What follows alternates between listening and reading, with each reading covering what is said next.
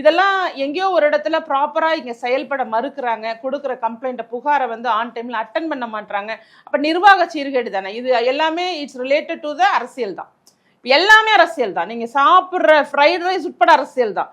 உணவுல இருந்து நீங்க நைட் தூங்க போற வரைக்கும், நீங்க படுக்கிற பெட் வரைக்கும் அரசியல் தான். அப்ப அந்த அரசியல் அப்படிங்கிறது தான் முழுவதுமாக இங்க ஆக்கிரமிச்சிருக்குங்கிறத இளைஞர்கள் மத்தியில நீங்க போய் எடுத்துட்டு போறது எப்படிங்கிற ஒரு ஸ்டாண்ட் எடுத்தாருன்னா டெஃபினெட்லி இவருக்கு he will get a bright future in politics. ஆனா இன்னைக்கு வரைக்கும் அவங்க கூட உள்ளவங்களோ அவங்க யாருமோ, ஏன்னா அந்த முதலாளித்துவ அரசியல், அவர் நிற்கும் போது இவங்க எல்லாம் நிக்கணுமா, அவர் கிட்ட வந்துடக்கூடாதுன்னு கிரீஸ் அடிச்சு வைப்பாங்களாம்.